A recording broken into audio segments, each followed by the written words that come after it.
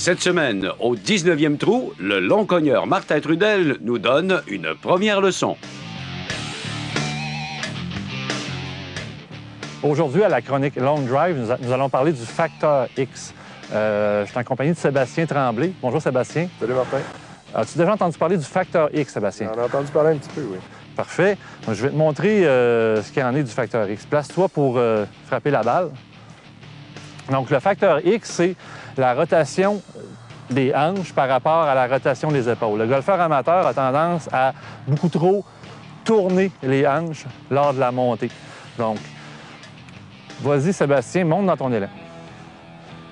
Parfait. Donc, le golfeur amateur va avoir tendance à tourner beaucoup trop les hanches. Donc, la boucle de ceinture va pointer vers l'arrière. Donc, maintenant, on va le faire de la bonne façon. Replace-toi. Donc, maintenant, garde tes hanches le plus stable possible. Parfait. Donc, on voit tes hanches, ta boucle de ceinture pointe vers moi. Donc, ça crée énormément de puissance. Comment tu te sens présentement, Sébastien? Je me sens tendu. Tendu. L'important, c'est d'emmagasiner le plus de puissance au niveau de la cuisse ici et puis des abdominaux.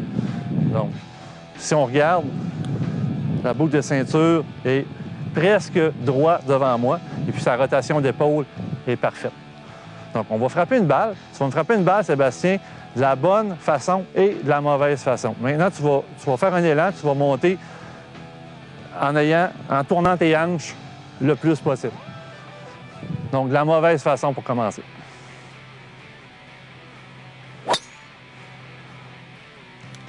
Parfait, on va frapper une autre balle maintenant.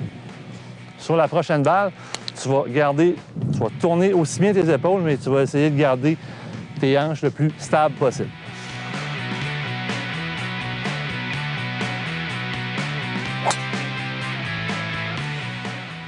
Qu'est-ce que tu ressens de différent?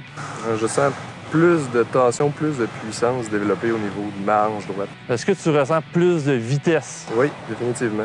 Parfait. Donc, ta deuxième balle était vraiment plus loin que la première. Donc, ce que ça fait, le facteur X, c'est que ça génère beaucoup plus de vitesse. Donc, plus il y a de vitesse à l'impact, plus il y a de distance.